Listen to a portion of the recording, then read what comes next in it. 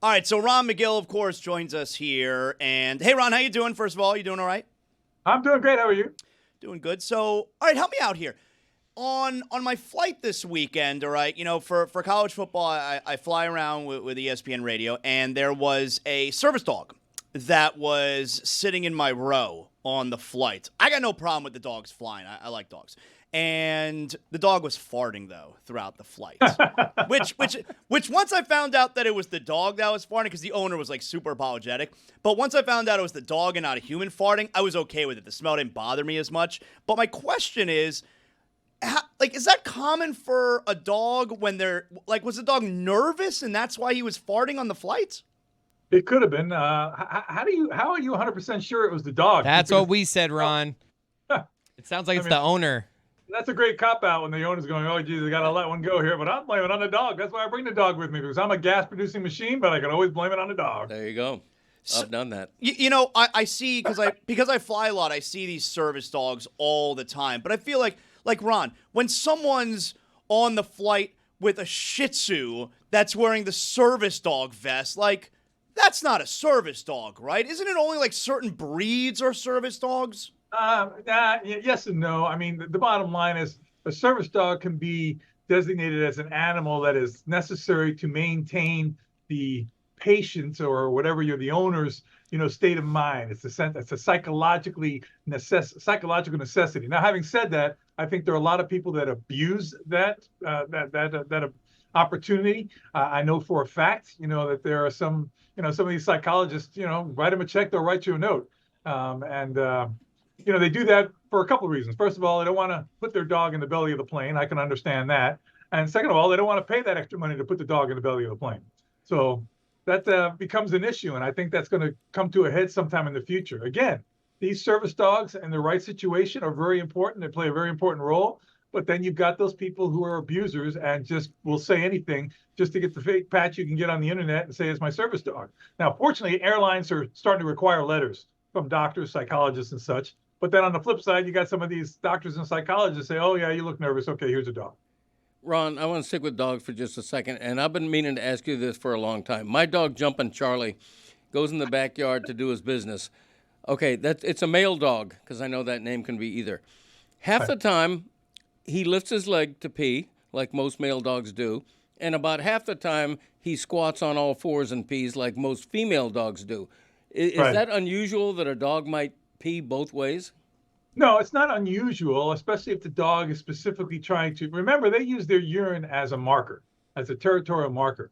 If he wants to hit something that's directly below him on the ground, there's no need for him to lift his leg. That's what he's going to do. If he's trying to get a fence post or he's trying to get along a fence line or a tree or a trunk or something like that, he'll lift his leg. For aiming purposes. It's an aiming purpose. It's an aiming purpose that a lot of the dogs do it for. And in the wild, do males tend to lift their legs and females not, like canine, like pet dogs, or is that different in the wild with like lions or other? No, it's the same. Okay. It's the same. You look at painted dogs, you look at wolves. The males, again, most females when they urinate, unless they're in cycle, they urinate a great volume all at once and they're done. Males will usually urinate in squirts and small spurts because they're trying to mark their territory. They got to make sure they've always got a calling card in the hutch, so to speak. Ron, I have 2 male dogs. Neither of them pee with their leg up. That's weird, right? Not necessarily. I had a dog that did the same thing. We used to make fun of him that way, whatever. Wow, I thought it was weird. I guess I think it's weird. Ron, do cats fart? All mammals will pass gas. I don't see cats fart a lot. Greg actually told us, Ron, that he stopped farting. Gave it up. I did give it up. Yeah. That and cigars. Right. I don't like to brag. Believe me, stopping farting is nothing to brag about. Trust me. Your stomach must be in shambles. Because if you hold a fart in, doesn't that kind of hurt your stomach? You're never like, damn, I wish I didn't give up farting. I could really use one right now. No, I miss cigars more than I miss farting. Wow. Trust me.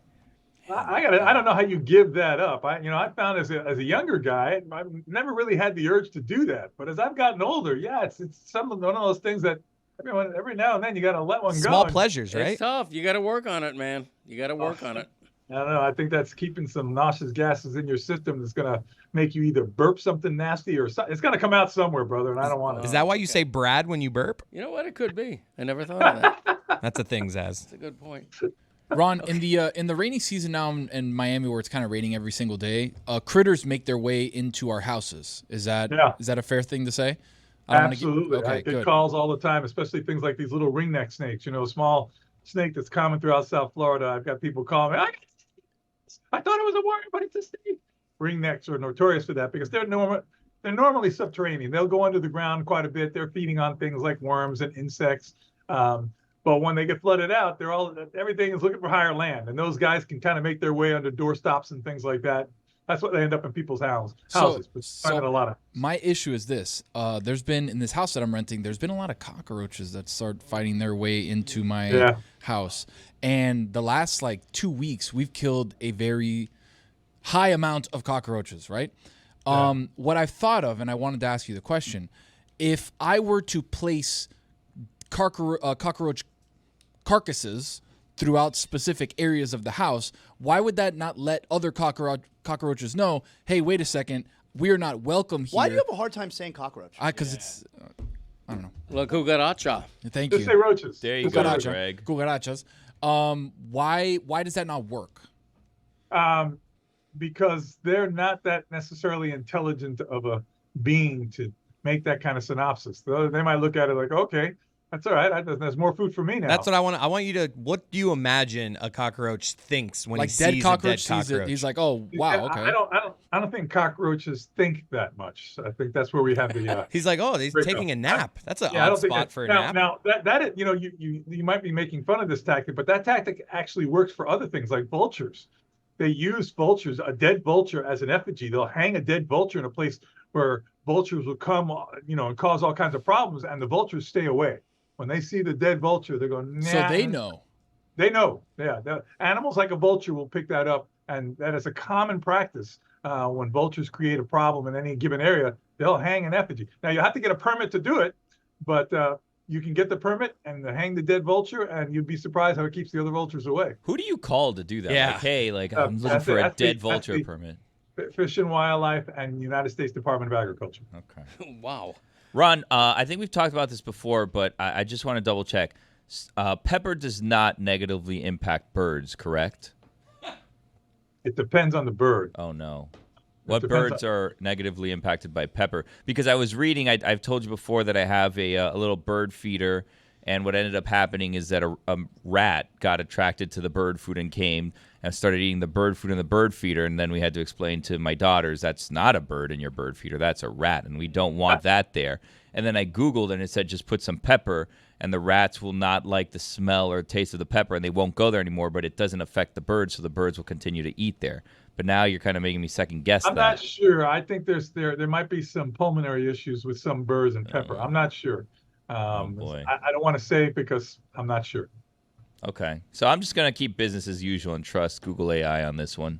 I wouldn't trust Google on everything, guys. That's a big mistake that I think we make is we trust everything we see on the internet. Ron, I want you to walk us through what I'm looking at here. Now, I believe this is a crab riding a jellyfish. If you could do a little play-by-play for us here. How common is this? That's the first time I've ever seen that. Pretty cool. I got to tell you something, guys. The way AI is today, this could be fake. I don't know what to believe anymore because it's so good. It's so good. Lewis just said in my ear, this is not AI. Oh, well, Lewis said it, so. Okay. I've never seen that before, so it's obviously very unique. Pretty cool shot. Ron, I have a pitch for you based on that video that we just saw and your reluctance to trust the internet. What if we go into business, all of us here, everyone in this room, no one else is allowed in, just all of us together, and we open the first AI zoo? And you could literally have anything that you want in the AI zoo. Any animal, any hybrid, anything you want. They can do whatever you want. You in? Yeah, I'll have some fun with that. All right. What if we have some ligers? They're AI ligers. So I know that you don't like ligers in general, but if they're fake ligers, do you like that? Fake ligers. Hell, let's put Tasmanian tigers in there too. Let's put some extinct animals in there. We can have some fun with this. Ron, what's the difference between jellyfish and man-o-war? They're all the same. It's the same type of. It's a invertebrate whatever. I'm not this marine expert, but they're all in the same grouping of animals. Jellyfish and man o' war. Man o' war is a type of jellyfish. Ron, have you discussed Kwame passing away on the I have not. I have not. That obviously interests us because we collaborated on The Pride of a Lion, and Kwame was mentioned in that book, and he just passed away, and now that Did you just use death to plug your book? That was Zoo Miami's last lion, and I know that hit you pretty hard.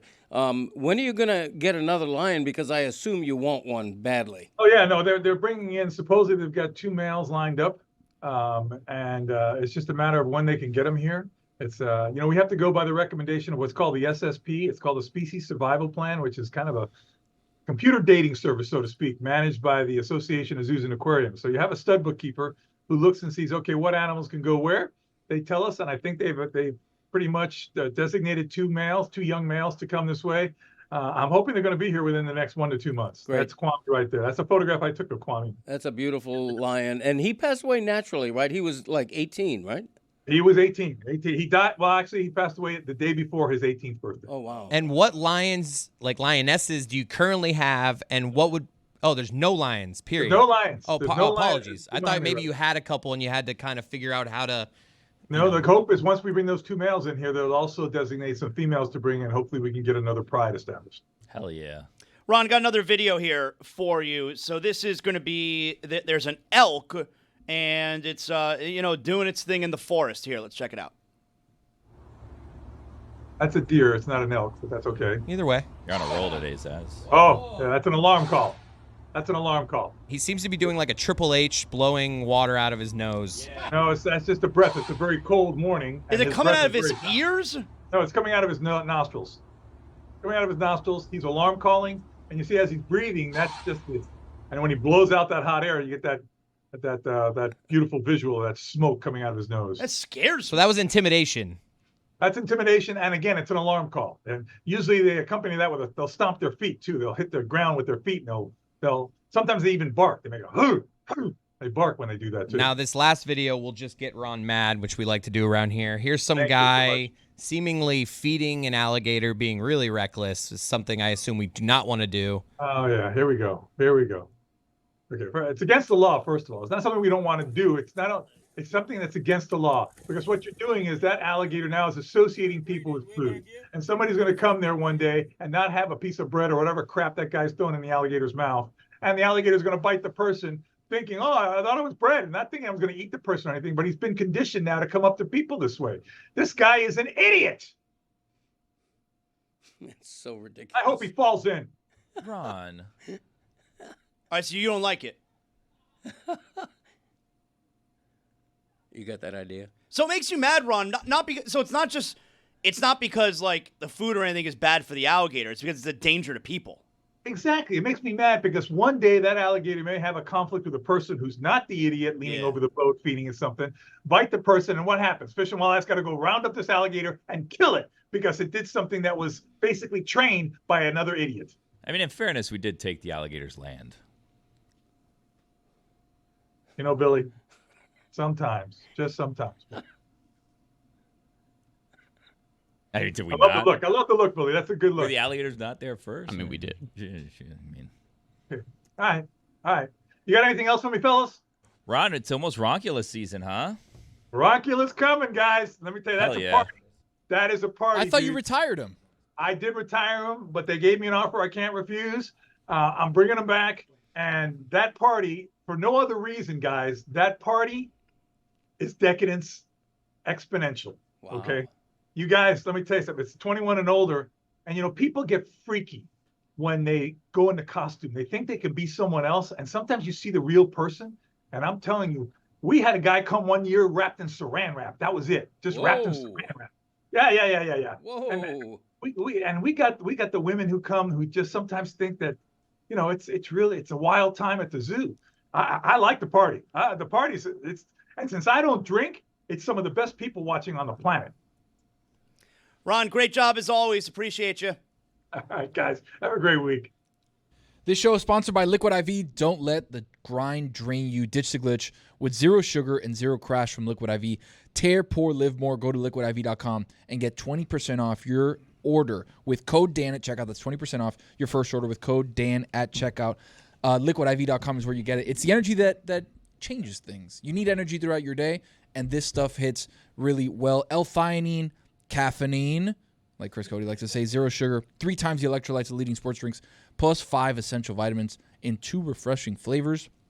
Strawberry kiwi made my mouth water. It was so good. I can hear it. Yeah, blackberry lemonade, delicious. I keep a few packets wherever I go, gym, work, in the car, just in case. Keep hydrated, live hydrated. That's the most important thing, being hydrated, Dan. Sean McVay said earlier, and we were making fun of it, he segued seamlessly from that guy has a broken clavicle to what a stop on third down. And I felt like Greg Cody honored him by saying, hey, Ron, your lion, one of the favorites, 18-year relationship died. When's the next one?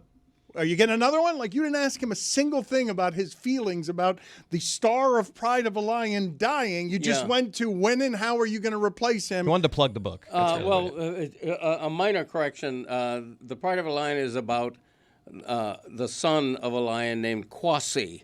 They have similar names. Kwasi is what the Pride of a Lion is about. Kwame was the father, and it was the last animal at the zoo. He was 18 years old, so they euthanized him because he was suffering, and they expected the loss. So again, though, his feelings his feelings about a relationship with an animal at the zoo that he's had for 20 years, you could have asked him about his feelings before just saying, when's the next one? How are we replacing him? You didn't ask him a single feeling that he had. Yeah, no, I didn't. I wrote the book on that, so I didn't feel the need to ask him. But I will say this.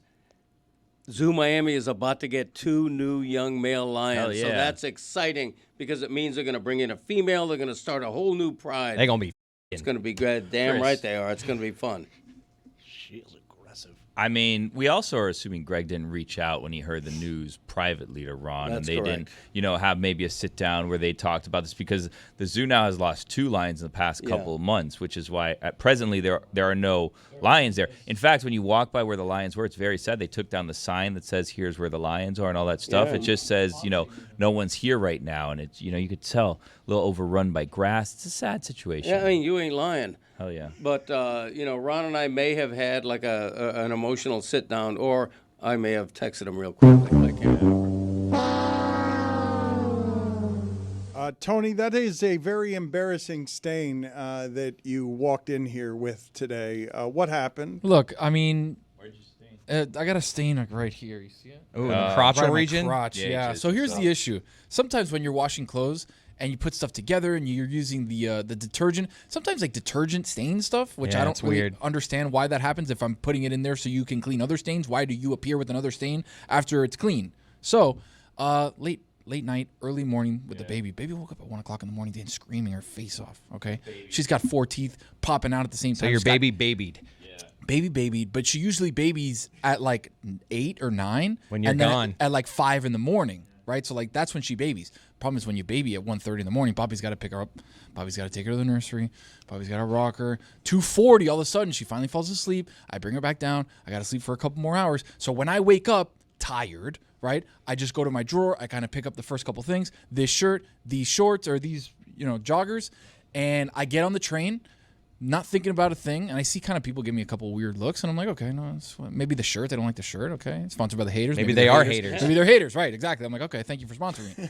So I sit down and I look at my crotch because obviously I'm sitting down in the seat. Let me see that thing. And So I've this got- happened from you washing? Yeah, like the detergent. Why do you wash your pants with semen? Let me get a look at this. Whoa!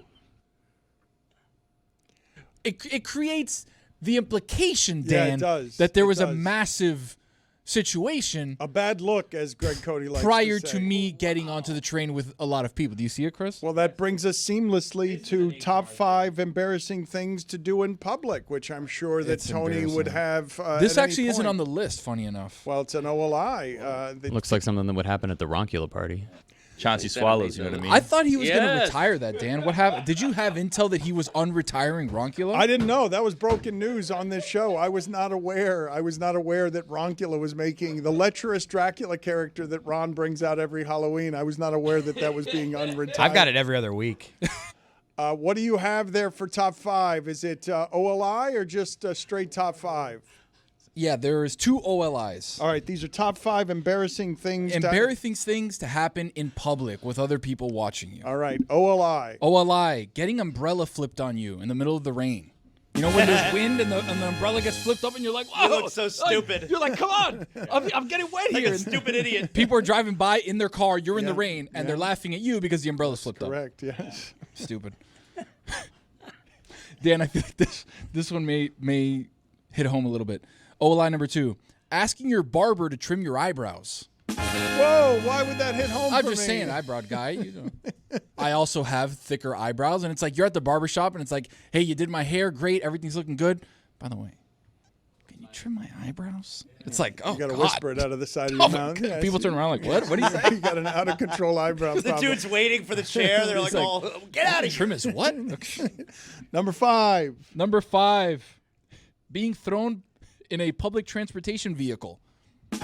On a bus or a train, when you're standing there and they brake suddenly and then you get kind of flung, you can't get the respect of other people on the train like that. You got to. I make sure whenever I'm in the Atlanta airport because they got like the people mover there. I make sure I'm positioned, Planted. Like, I'm ready for it. My feet are I start doing the wide. math. I'm like, which way are we going? I got good leverage. Which way am I going to fall? You got to go a good base on that. Yep. Some people have too narrow of a base and I they got get good base. thrown.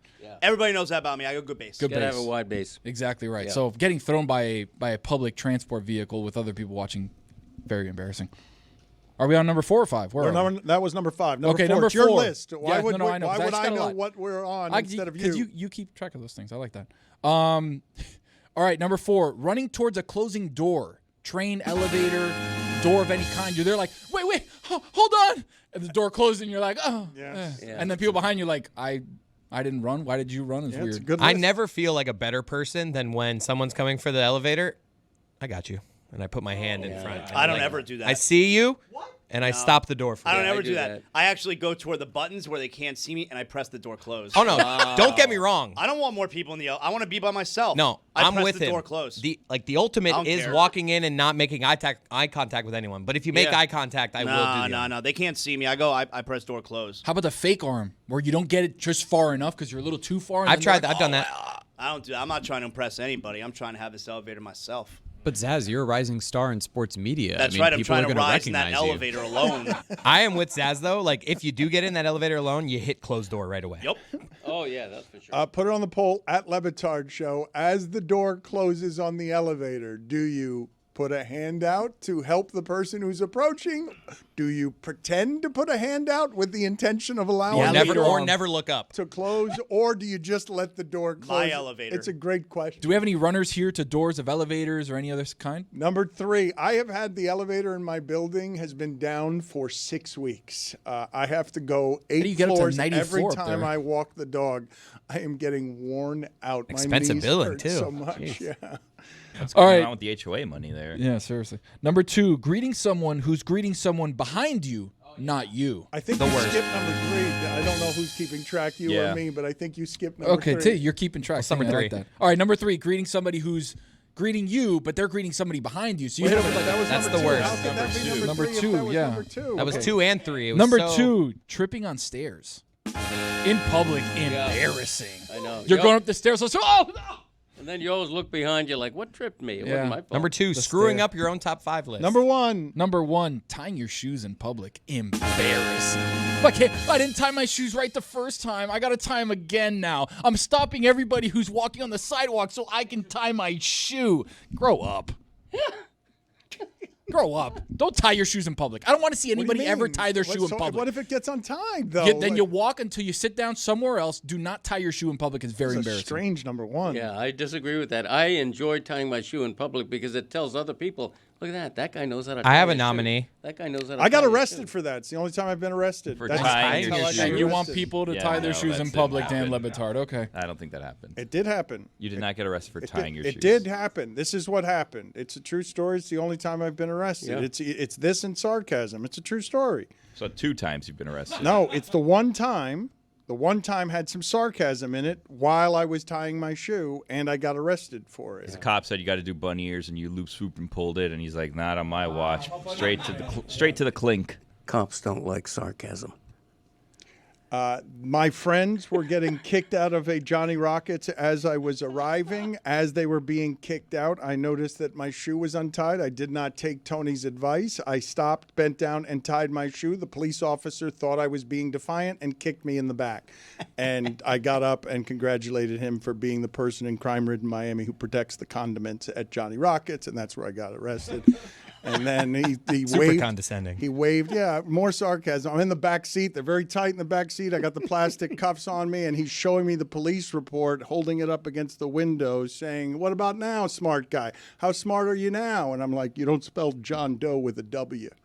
He had spelled it John Dow as he would, because I wouldn't give him my name. It's a true story. But I got arrested for tying your shoes. For tying my shoe. Don't do it in public. Please. My nominee would be when somebody's walking by you with a backpack on and their backpack's open.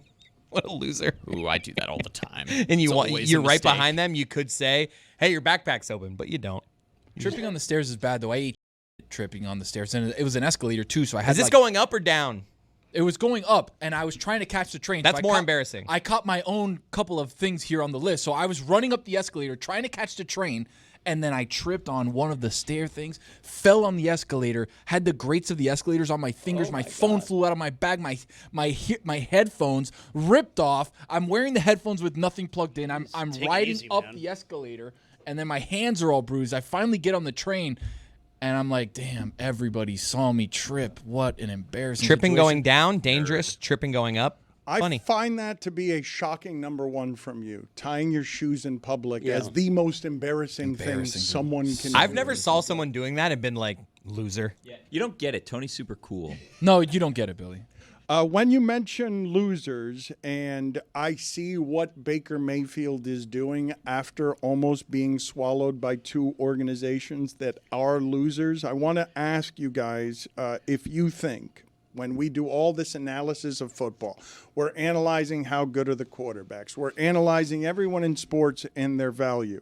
When I tell you that this is the list, okay, what two teams combined gave up to decide they wanted a quarterback better than Baker Mayfield. 2022 first-round pick, 22 fourth-round pick, 23 first-round pick, 23 third-round pick, 24 first-round pick, 24 fourth-round pick, wide receiver DJ Moore, 2023 first-round pick, 2023 second-round pick, 2024 first-round pick, 2025 second-round pick, and $230 million in fully guaranteed money for Deshaun Watson. So total, 5 firsts, 2 seconds, 1 third, 2 fourths, DJ Moore, and $230 million guaranteed for the privilege of having Deshaun Watson and Bryce Young play quarterback over Baker Mayfield. Think about what's happening there. Think about how we are at value assessment at that position. He was first round pick, top of the draft, skill set, even though he's smaller, because quarterbacks usually aren't that size. Quarterbacks who are successful in that league, very rarely that size, but he has become one of the great values at quarterback, and a couple of years ago was available 1 year, $6 million. How is any of that possible? Explain it to me, because the Bucs have now won the division 4 straight times. He's the only quarterback we've seen at the end of games, both games this season. Right at the end, he's winning it. Yeah. Like, it's very much him. He's doing it. And you kind of feel and know he's going to do it, because now he's got the confidence and the swagger that he could not have in Cleveland. Now it's been earned. He was very close, Greg. Very close. This isn't quite Kurt Warner going from grocery store bag boy to MVP of the league, but he was very close to being relegated a backup who would not be given another chance. And now Tampa has a team that was super limited last night. Super limited. That game, most teams in the league lose that game on the road with those injuries and those matchup problems. Right. Like there's just not many teams or quarterbacks in the league who win that game given what the issues were last night. It's incredible the way he's reworked his entire image, because 2-3 years ago we're thinking I think he had a long future in the league wearing a ball cap and carrying a clipboard as a backup.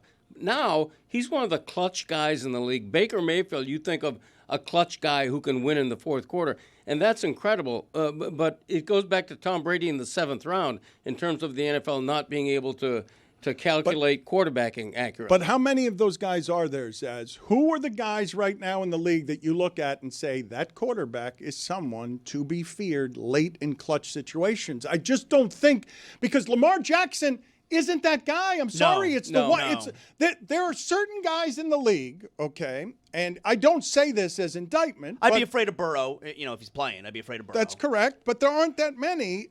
There are a handful, though, that the conditions for them on the team make them have these enormous leads because they can be front runners. They're fine if they're ahead, but at the end of the game, I fear Lamar Jackson, obviously, because of the toolbox, but Lamar Jackson's not one of these quarterbacks that you've seen drive down the field. In fact, he did it against Buffalo in the playoffs last year, and then Mark Andrews dropped the ball at the goal line, but he's not one of those guys that has, you tell me if I have this wrong because I'm doing it from memory.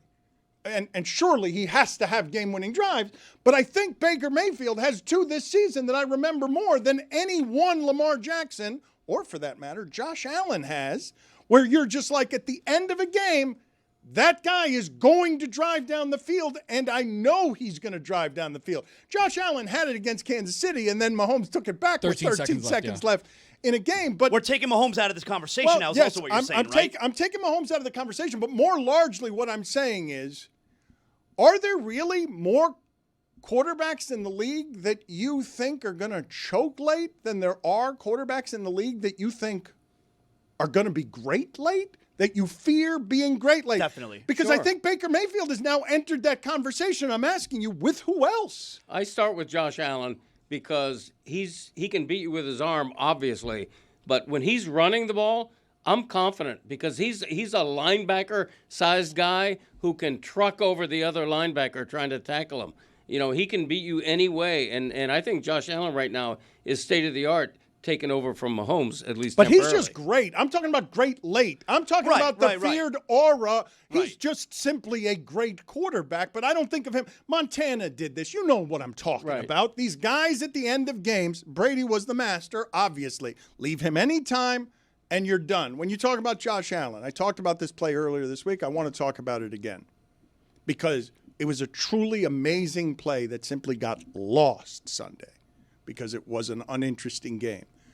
Sauce Gardner, the most expensive player on the Jets defense, has a blindside blitz, no block, running fast as he can, right at the quarterback's back, has him squared up, hits him in the back, but Josh Allen notices at the last second that he's coming, spins out of it, but Sauce Gardner couldn't tackle someone that large. It was like watching a smaller animal try and defeat a larger animal that it cannot defeat because it's too big. A cornerback who tackles, because Sauce does tackle, had him lined up, Zaz, and the athleticism and strength made it so that Sauce Gardner was crumpled on the ground. Coaches called the perfect defensive call. Had Josh Allen dead to rights. Doesn't matter who your coaching, design, or anything is. It's a blindside blitz. You saw in the game last night, it was won by the running back's block on a blitzing cornerback because Baker Mayfield on 4th and 10 ran for 15 yards when he should have been tackled. But that play is what Josh Allen does that makes him the MVP of the league. Everything else could be called in a way where Buffalo is at a disadvantage and the other team has all the coaching advantages and has gotten to the quarterback the correct way. Again, this is Sauce Gardner, untouched. Had him lined up, and the athleticism, awareness, and strength made it so that a professional football player looked like he can't hit because he was hitting Josh Allen in the back. There's maybe 3 guys in the league right now, 80 yards to go, 2 minutes left, need a touchdown, you feel like they're going to do it. I think it's Allen, I think it's Burrow, and maybe Mayfield too. But there are other guys in the league who are still in the league, who are still starting quarterbacks in the league, who used to be those guys. Like Russell Wilson used to be one of those guys. Aaron Rodgers used to be one of those guys. I guess Patrick Mahomes used to be one of those guys, and when he gets Rashee Rice back or Xavier Worthy back, he'll probably be that guy again. Dak Prescott has the same as Mahomes. Like, they're very close. Josh Allen also has a lot. To Dan's point, Baker does have more than Lamar Jackson. Well, the other thing, game-winning drives. The other thing that Baker Mayfield has, because I'm telling you that the assessment of Baker Mayfield has been wrong because we've had a sample size that has teams rejecting him. Do you know who the best third down quarterback in the league was last year? The Bucs were the best team in the league. The Bucs were the best team in the league on third down, and that's something I associate with. When Tua got here and they started throwing the ball around, I was like, finally, the Dolphins got one of those. 3rd and 10 doesn't matter. There aren't many of them. Like, it was Aaron Rodgers, it was Josh Allen. I don't know if it's Lamar Jackson. 3rd and 10 doesn't matter. And that lasted a season for the Dolphins.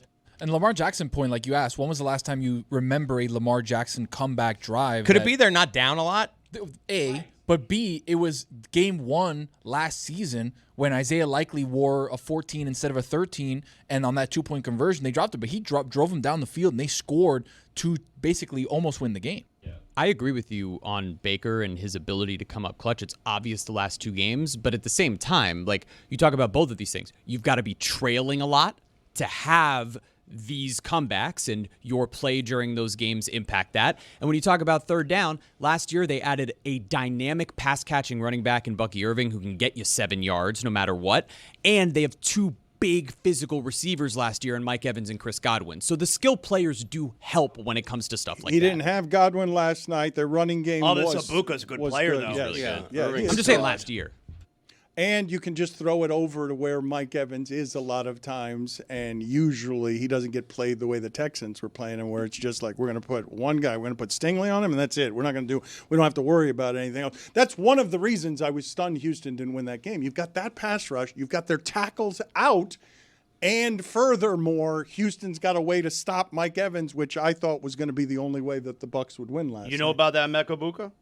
Hey folks, it's Mike Ryan, and it's also football season. That's right, things just kicked off. I celebrated a big dub with my friends and my trusty Miller Lite right there beside me, because Miller Time is the secret ingredient to football time. Miller Time makes everything a good time. I love Miller Lite. You know why?